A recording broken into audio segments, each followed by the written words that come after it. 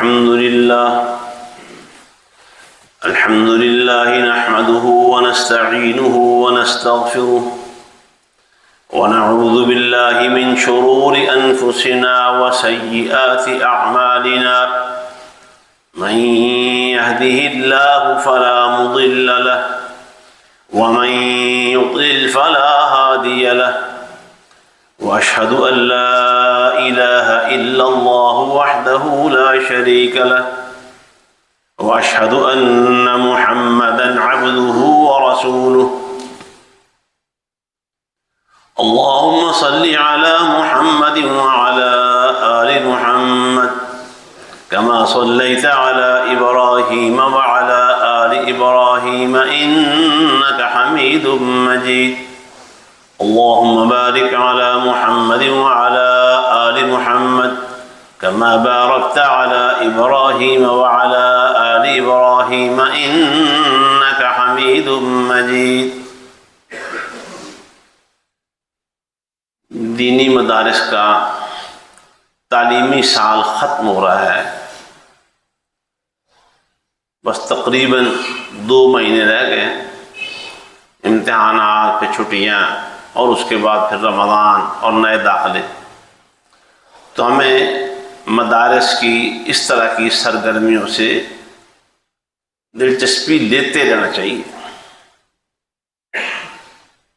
اور وہاں کی جیسے کہ آپ کی مسجد میں بھی ایک چھوٹا سا کام جاری ہے، تو اس کے ساتھ اس کی ضروریات میں دلچسپی لیتے رہنا چاہیے، اس کے ساتھ اپنے تعلق کا اظہار کرتے رہنا چاہیے۔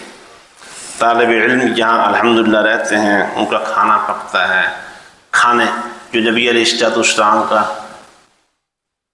مدینے میں پہنچ کر خطاب تھا، ابتدائی خطاب اس میں یہ تھا اطعموا الطعام، کھانے کھلایا کرو۔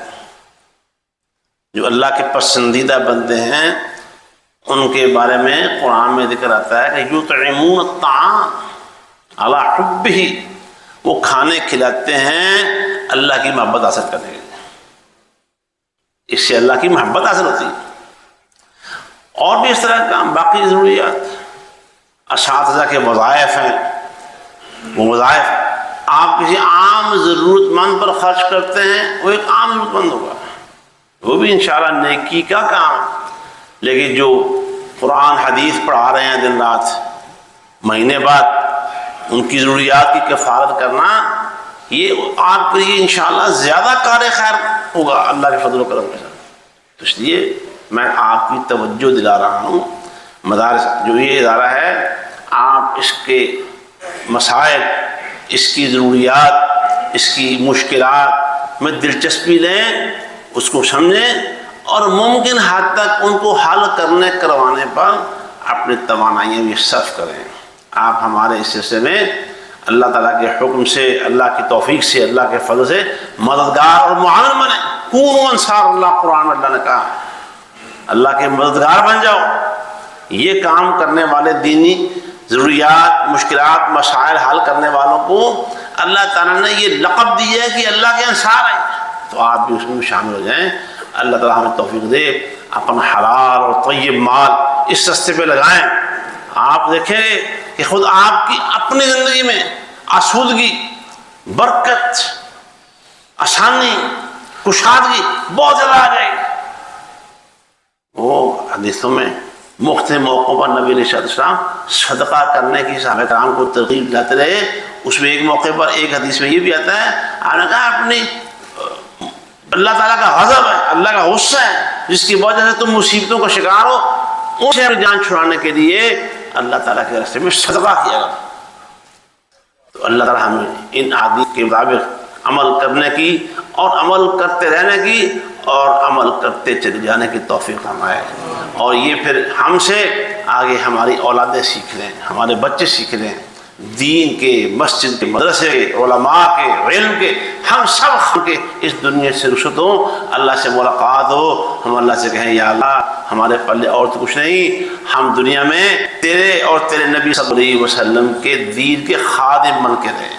اللہ ہمیں خدام میں شامل کر لے، اور جو خدمت کرتے کرتے دنیا ہے، اللہ تعالیٰ ان کا گھر جنت الفردوس سے بنائے۔ یہ بیماروں کے لیے بھی دعا کر دیں. کئی بیمار ہیں دنیا سے جانے و جا بھی رہے ہیں. کئی علماء نوجوان اندرون ملک بیرون ملک. ریاض میں ایک نوجوان عالم دین وہ روڈ ایکسیڈنٹ میں پاس پہنچ گئے. پاکستان میں بیمار شدید رہتے. سب کی کرے اللہ ان گناہ معاف کر دے. اللہ تعالیٰ ان کی عاقبت کرے. اللہ تعالیٰ ان کے نیک اعمال قبول کرے. ان کے گناہوں سے درگزر فرمائے.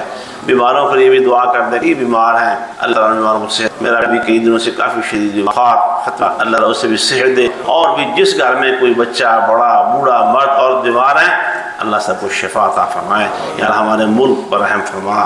یا اللہ قرآن و حدیث پر عمل کی بہاریں یہاں نصیب فرما. یا اللہ ہماری بے عملی ہماری لاپرواہی اے اللہ ہمارے گناہوں کی سزا یہ مل رہی ہے کہ ایسے ایسے حکمران ہیں یا اللہ کہ ہم ان کی باتیں کر کے شرمسار ہوتے ہیں ان کے رویوں سے. اے اللہ ہمارے ملک کی حفاظت فرما. یا اللہ ہمارے ملک کو اچھے و صالح حکمران نصیب فرما. یا اللہ جو ملک کے دشمن ہیں صفوں کے اندر گھسے ہوئے ہیں بیرون ملک ہیں اندرون ملک ہیں یا اللہ سب کو تباہ و برباد فرما. اور یا اللہ اس ملک کی حفاظت فرما. یہ ہم نے لا الہ الا اللہ محمد رسول اللہ کے لیے حاصل کیا تھا اور یہ اسی کے لیے یہ ملک ہے. یا اللہ اس رستے کی طرف سفر کرنے کی توفیق عطا فرما. سبحان ربک رب العزة عما یصفون وسلام علی المرسلین والحمد للہ رب العالمین.